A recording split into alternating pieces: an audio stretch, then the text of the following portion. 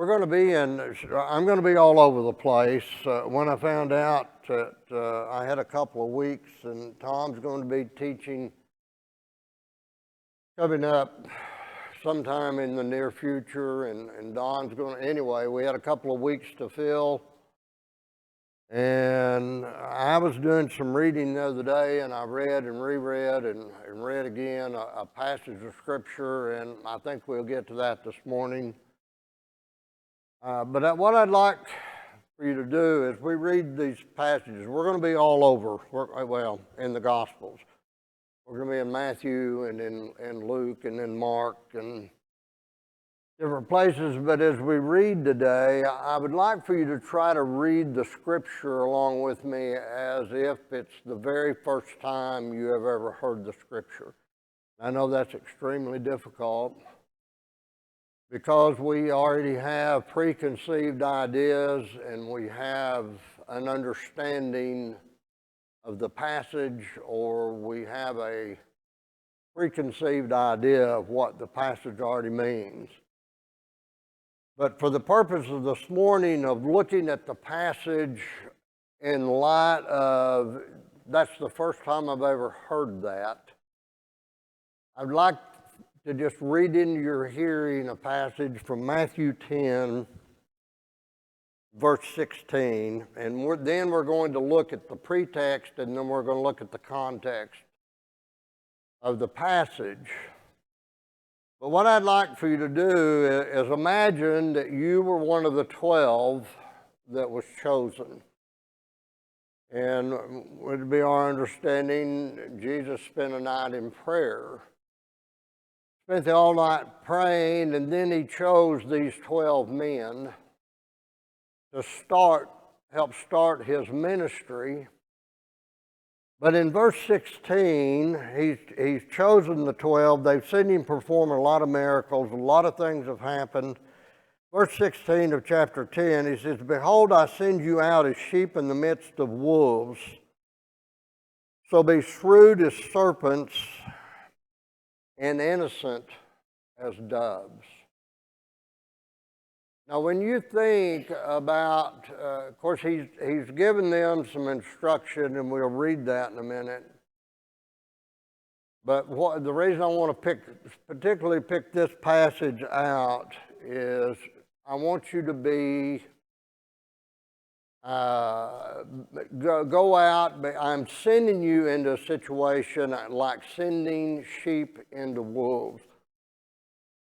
What shepherd would possibly ever send their sheep or their herd into a pasture where they knew there was a pack of wolves waiting? Who would ever do that? Would any shepherd ever knowingly send their sheep into a pack of wolves? Thank you. Probably not. Now, I've never been around sheep. We raise cattle, we raise pigs, we raise chickens, but we were never around sheep. I don't know. I've heard a lot of stories about sheep and how they have to be led. You can't drive sheep like you drive cattle. And from what I've always heard, sheep are really pretty dumb. They will get themselves into trouble a lot.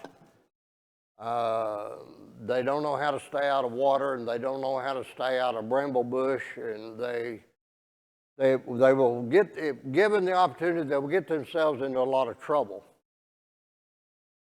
What do you think would be the end result of a lone sheep in a pack of wolves? Death. They're fated. They're going to be destroyed. They're going to be eaten. And Jesus sets this picture. He chooses these 12, and he sets this picture as to say, I'm sending you out as sheep into a pack of wolves, paraphrasing. Therefore, because of the situation you're going to be going into, I want you to be as shrewd as what? Serpents. Now, when you think of a serpent, what do you think of? In Genesis, when the serpent tempted Eve, who do we normally refer that to? Satan. Although there's some biblical professors that are now saying that we've misinterpreted that all these years, and I'm not going to go into what they think it is because I can't remember. But it's we often refer to that as a serpent as being Satan, and he says, "I want you to be shrewd as serpents and harmless as doves."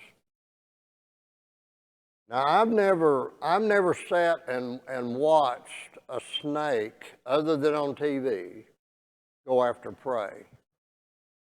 And you're never going to watch me watch a snake live going after prey. Because if I see a snake, and I don't care, some of this may offend you, I don't care what kind of snake it is, if it's close to me and I have a hoe in my hand, I'm going to kill it. Because I am scared to death of snakes. I don't. And they're here, yeah, they're here for a purpose, to scare me. I don't like snakes, and I'm going to kill a snake, and anyway, when you think of a snake, what's the word shrewd mean to you?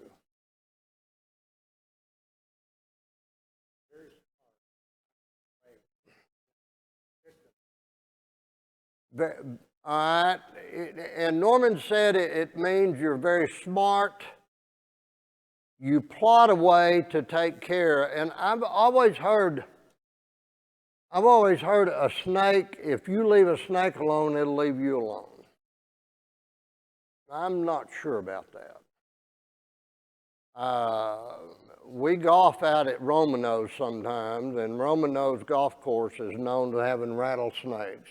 I've never seen one there. I've seen other snakes, but I've never seen a rattlesnake. But in the spring, the guys working on the golf course will come around and tell you need to be very careful today. They are out and about. And where I hit my golf ball, if I'm going to go get it, it's not in the fairway, it's in the rough. And so I take a club and I beat the weeds before I go in looking for my golf club, my golf ball. Because I don't think this idea is true. If you leave a snake alone, it'll leave you alone. They're shrewd. Now, I have watched on TV and how they will stalk their prey, or they will lay in a place for hours, waiting and waiting and waiting for the right second to strike. And that has something. Why does Jesus compare? Why does he say, I want you to be shrewd as serpents?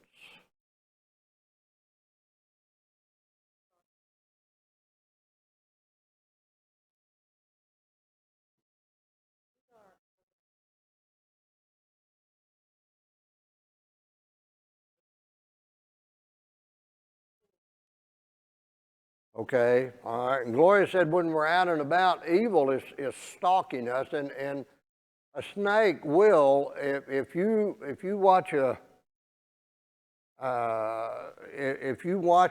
snake go after its prey, it will wait just for the right moment to strike, especially out in the wild. And National Geographic has caught them several times going after mice. And Sadie?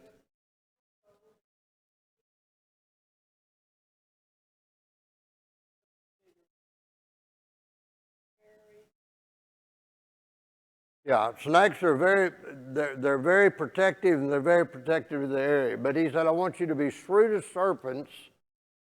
Some translations say gentle as doves. Some translations say harmless as doves.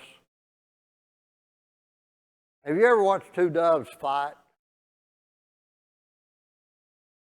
Have you ever, at the bird feeder, have you ever watched when blue jays and cardinals and sparrows, normally, if sparrows or cardinals are eating, a big blue jay flies in, what happens? The others leave.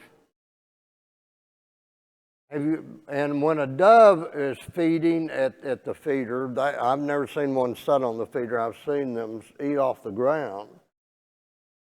But they'll be just enjoying the day, and a blue jay flies in. What do? They take off. Have you ever seen a blue jay and a dove get into it? Tim? What did he say, Tom?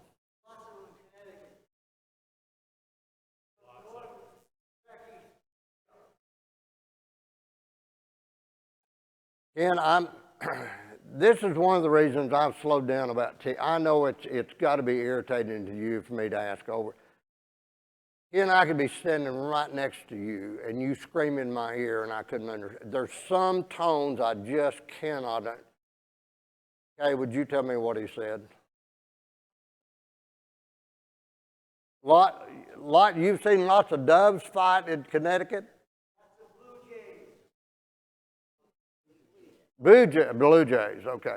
I was going to say I knew Connecticut was strange, but I didn't know they were that strange. And that is not intended to offend you. Everybody's from somewhere. A lot of blue jays, harmless as doves. What does that mean? I want you to be shrewd as snakes and harmless as doves, because I'm sending you like a sheep going into a pack of wolves. Deanie? Be wise, be aware of and be ravenous. Okay, and Deanie makes the comment that you be very, very cautious, because the very nicest of people can be ravenous as wolves. So let's look at the pretext. In chapter 10, it says, Jesus summoned his 12 and he names the apostles 1 through 4. And in verse 5, let's look at the pretext. These 12 Jesus sent out and instructed them, do not go into the way of the Gentiles and do not enter the city of Samaritans, but rather go into the lost sheep of the house of Israel. And as you go, preach, saying the kingdom of heaven is at hand. Heal the sick, raise the dead, cleanse the lepers, cast out demons. Freely you receive, freely give. Do not acquire gold or silver or copper for money, or for your money belts, or a bag for your journey, or even the 2 coats of sandals, or a staff, for the worker is worthy of his support. Verse 11, in whatever city or village you enter, inquire who is worthy of it, and stay at the house or leave that city. As you enter the house, give it your greeting. And if the house is worthy, you give it your blessing of peace, but if it is not, take back your blessing of peace. Whoever does not receive you, nor heed your words as you go out of the house or that city, shake the dust off your feet. Truly I say to you, it will be more tolerable for the land of Sodom and Gomorrah in that day of judgment than in that city. 16, behold, I send you out as sheep in the midst of wolves, so be shrewd as serpents and innocent as doves. Yes, Norm. The thing about your spirit, Genesis said the enmity between woman and so God made us put that enmity, be afraid of. Okay, Norman said that the passage in Genesis where he says, I'll put in enmity between her and her seed, am I saying that correctly? Yeah. That God put something in us to be afraid of serpents. And if the serpent in that situation is the devil, we should fear the devil. But he's giving them a picture. He's saying, don't go to the Gentiles and don't go to the Samaritans. You go to the house of Israel and tell them the kingdom is at hand. and you go into a house, and of course we know that he's talking about if you go into a home and they greet you, they welcome you, you give them a blessing. But if they don't, you shake the dust off your feet if they're not willing to hear what you have to say about the kingdom that is at hand. And he's telling them this is not going to be easy. You're going to be rejected a whole lot more than you're going to be accepted. And then he says, verse 17, beware of men, for they will send you over to the courts and scourge you in the synagogues, and you will even be brought before governors and kings for my sake as the testimony of them to the Gentiles. But when they hand you over, do not worry about how or what you are to say, for it will be given to you in that hour and what you are to say. Verse 20, for it is not you who speak, but the Spirit of your Father who speaks in you. Have you ever been in that situation?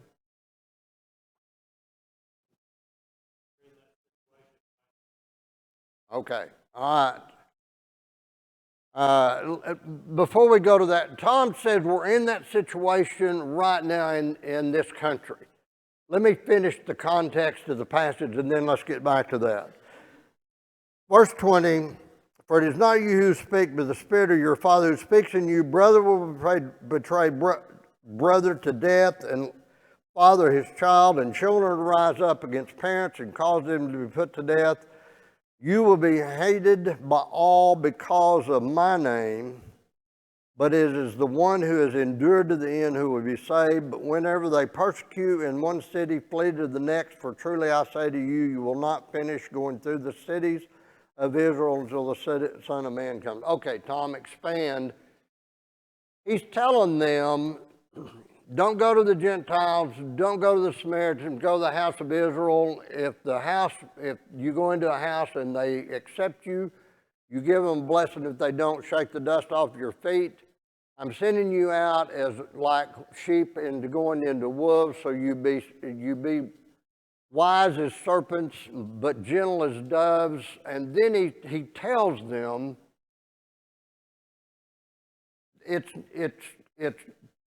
father is going to betray son, brother's going to betray brother.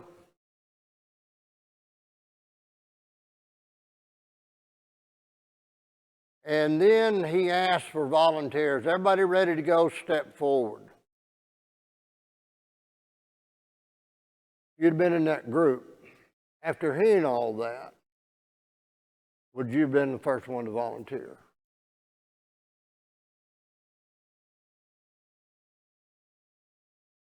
Lady?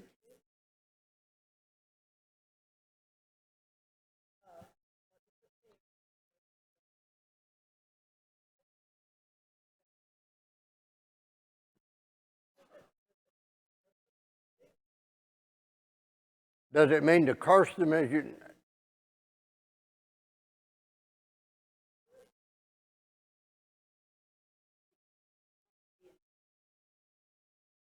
Not to be intimidated by the rejection, Gloria?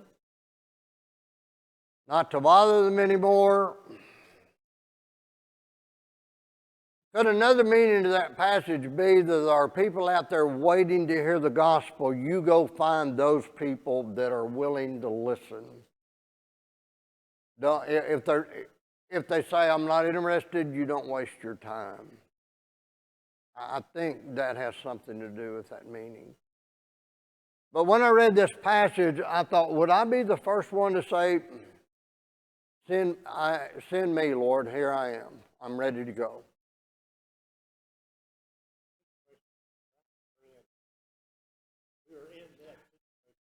And that's what Tom, go ahead and expand on your comment. This is the world situation right now. Christian values under attack in our country, around the world. Any biblical values get in trouble. They're putting people who protest abortion in prison. Right. For standing up for the faith.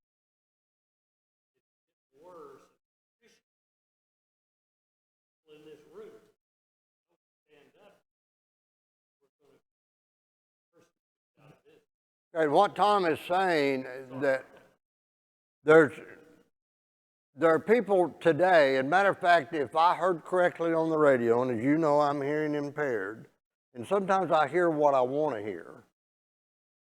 There was a lady arrested just this last week or week before last.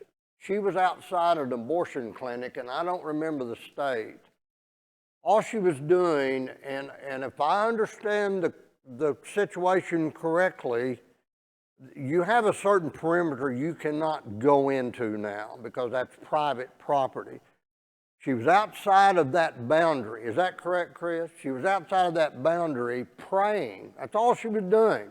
Wasn't talking to anybody, she was praying. Somebody turned her in.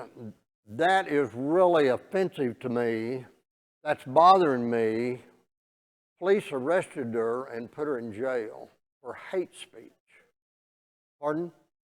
In 2 years is what they, for hate speech.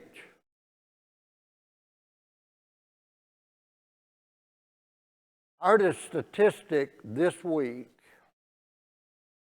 40 years ago, which would be 1984, is that correct? 1984. When the when the gay movement started, Pride Week started, and this is Pride Week, we are to love people. We are to love the souls of people. 1980, when the paraphrase is, or the phrase is, when people started coming out of the closet and declaring, I am gay or I'm lesbian, I'm in a homosexual relationship, so on and so forth, 83% of the United States population who were polled found offense at that. They were against it. 2024. You know what the statistic says today? 23%. That's how big a gap.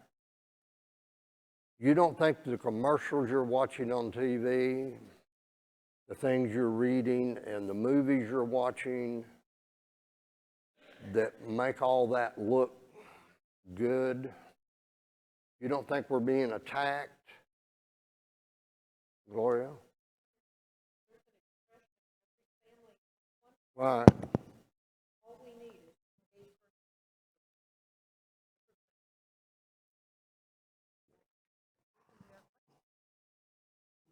Well,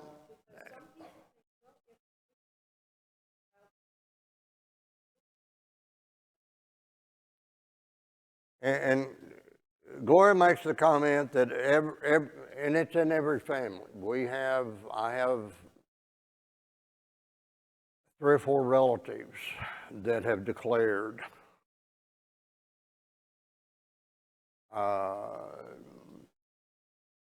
And we try to engage at family reunions. But they say the statistic that I heard that the transgender movement today,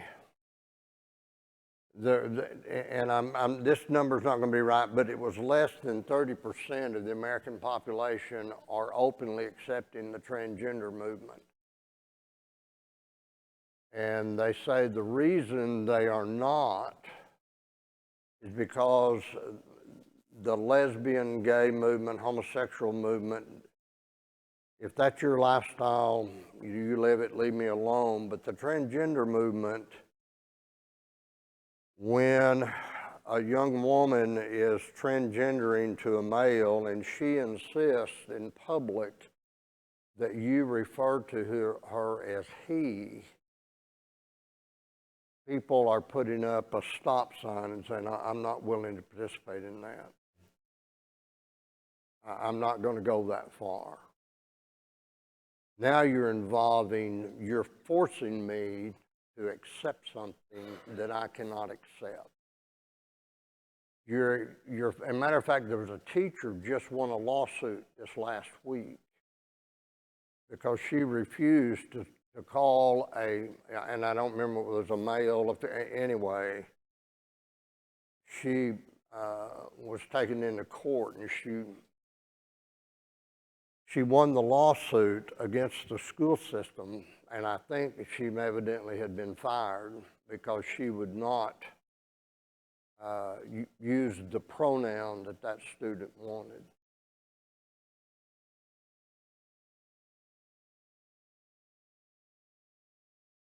Shrewd as serpents, but harmless as doves. Yes.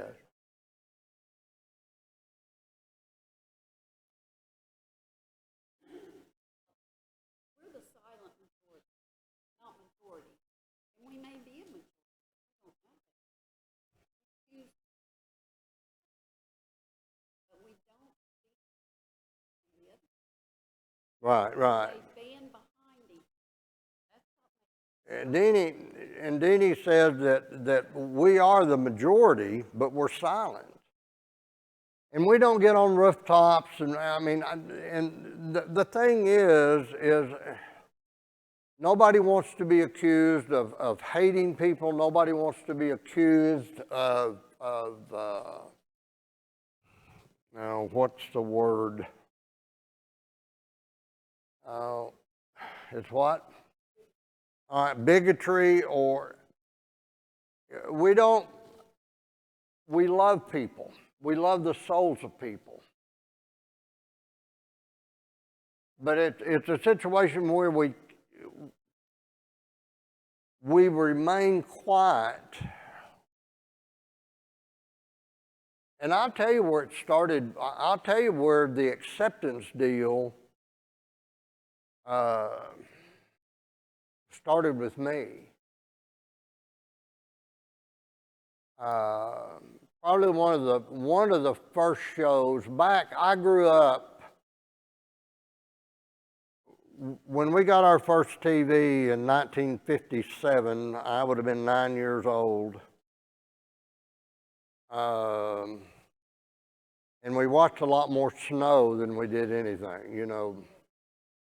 And once in a while we would get TV, and I can remember Saturday night fights was a big deal. People would come over to our house and we'd eat ice cream, and the men would sit around and watch the Saturday night fights. And sometimes those come in. And then we would get Westerns, and then we started getting Andy Griffin. A lot of those shows were wholesome shows. Somewhere along the line, somebody decided that doesn't make sense. If you're going to show a bedroom scene, let's not show a man in one bed and a woman in another bed. Let's show a husband and wife in bed together. And it wasn't very long after that, then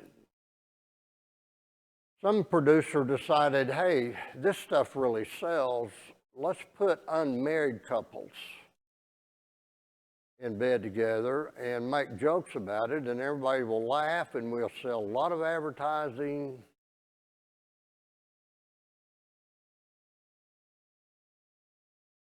And our public perception of right and wrong started on a downhill slide. And what we accepted and what we watched and what we laughed about sold more advertising, and then it went from there to the gay lesbian, because we didn't take a stand in 1965.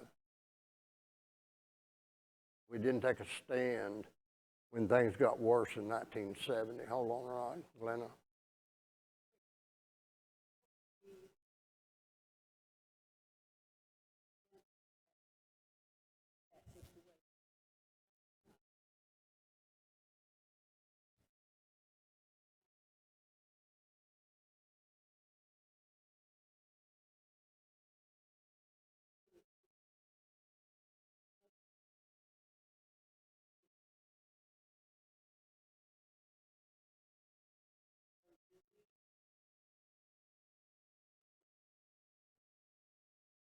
And Glenn asked a question. Let's go back to Scripture. What would the dove do in this situation? The dove's not going to attack the blue jay. So, do we get in the face of evil?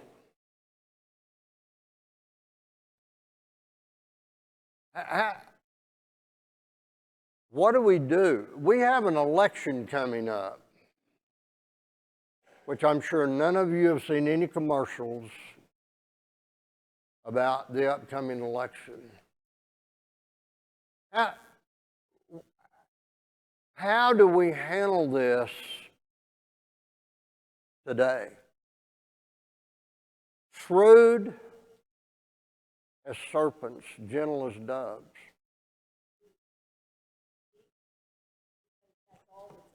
Well, Glenna said, we keep watching TV because that's all it's on. Now, Glenna, you're stepping on my toes, so let's change the subject. Well, some of that stuff is funny. I mean, does that make it right? No, it does. I look back and I think, how could I have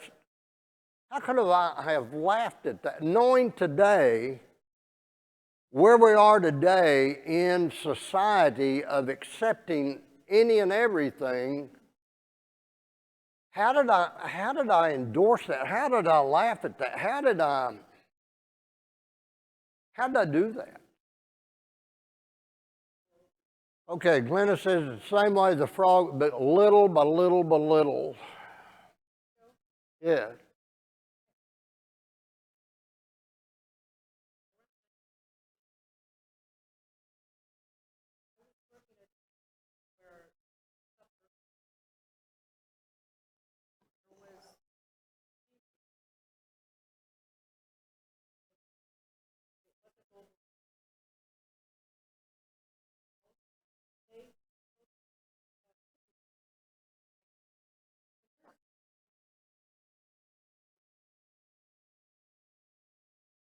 Oh.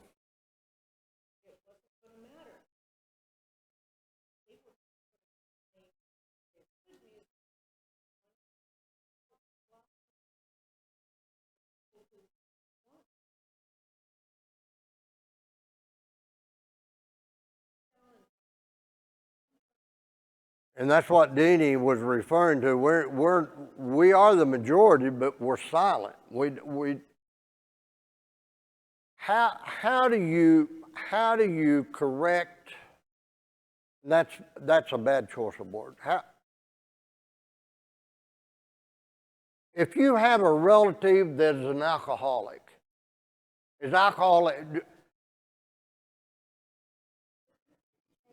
you can, okay.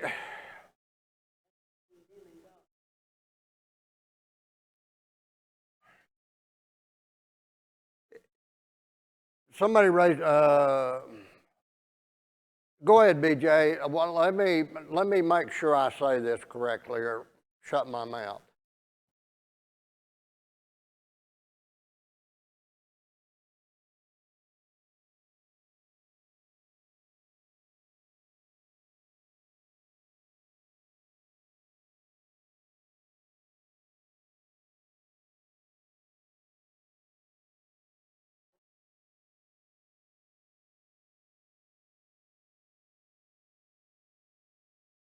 Well, and what BJ is referring to is a boycott of products who sponsor those things, and that is one idea. Did somebody else have their Lowell?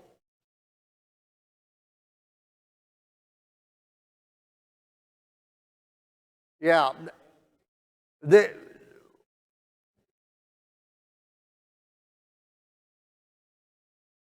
Yeah, and that's been, Lowell said the thing is when you defend yourself, you can bankrupt yourself. Thank you, BJ, I appreciate that. That is one idea, boycotting, and we can make those individual decisions.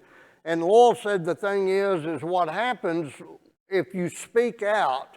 You ask the cake decorator, was it in Denver or somewhere, that refused to bake a cake? They're no longer in business. I mean, they bankrupted them. So, but the bottom line,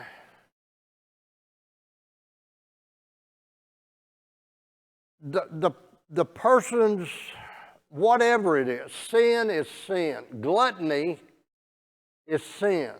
Overindulging in anything is sin.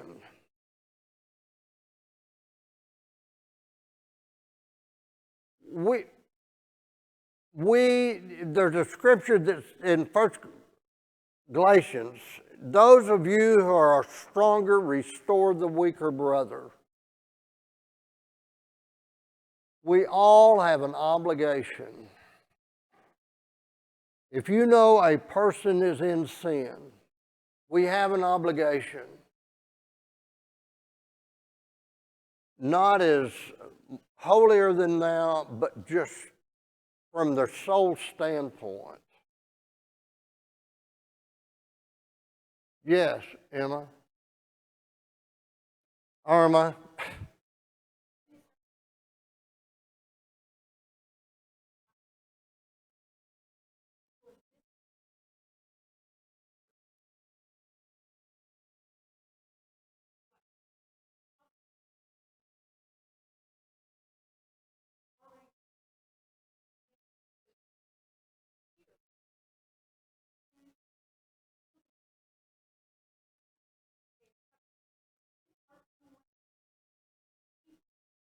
Yeah.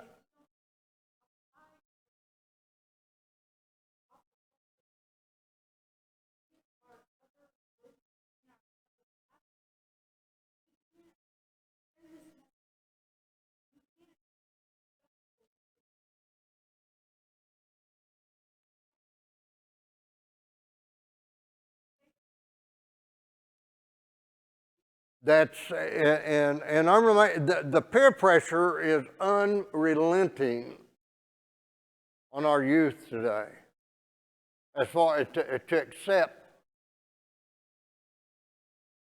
Well, here, the state of Washington just had a big lawsuit recently over the school system in one of the cities. It was a small city in Washington,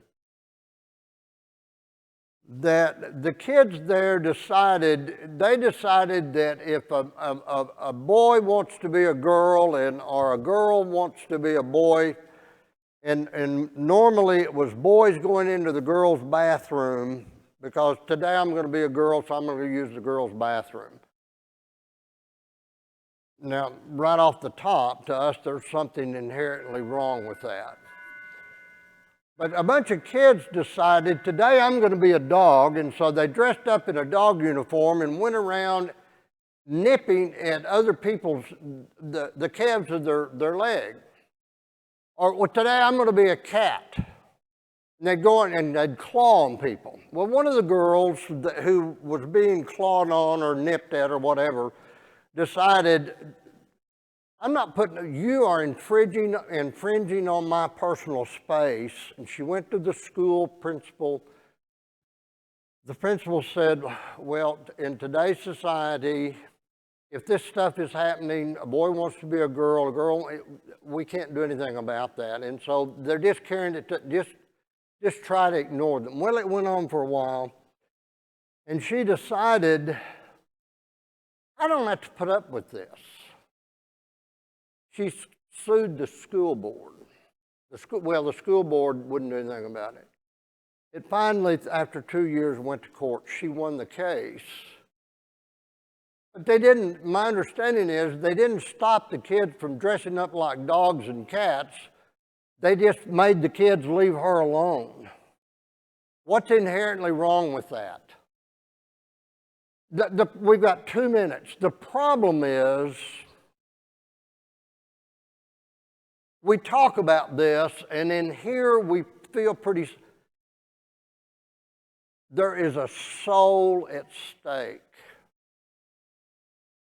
What Jesus was telling his apostles, you go into the nation of Israel and tell them what? The kingdom is at hand. What does that mean?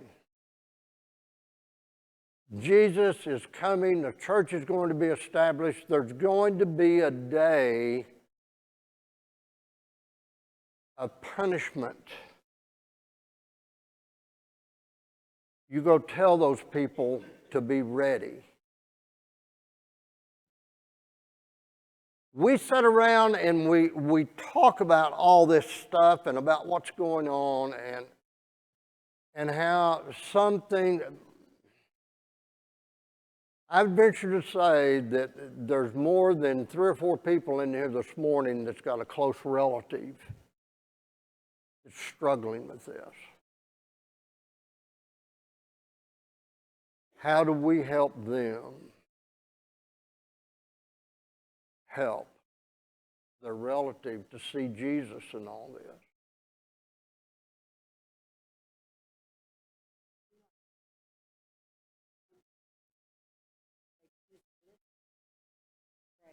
They don't. And Glenna said if we teach and if they choose to listen, they listen. The thing is there's absolutely... How many of you have ever been stood over by a person of authority and screamed and yelled at and told how ridiculous you are and how wrong you are? Did it change anything? But a person came by and took you under their wing and explained to you, here's some ideas that might help in your daily living, and here's some things that might help you change. And you knew that person genuinely cared about you. Did you change?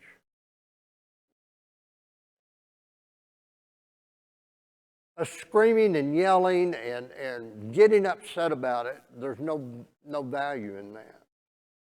When you do that, lower yourself in their eyes. You don't have any more authority. But when we can love people to Jesus, and that's what he was, in my opinion, that's what he was telling these people when he sent the 12 out. You go as wise as serpents, but as gentle as doves, and they will know that you love them by the way you act and the way you respond and the way you teach. And that's what he was trying to tell them. And that message still applies to us today. We go as wise as serpents, but as gentle as doves. But we don't remain quiet. If we remain quiet, we're going to be run over. Thank you. Next week, we're going to look at another passage. Thank you.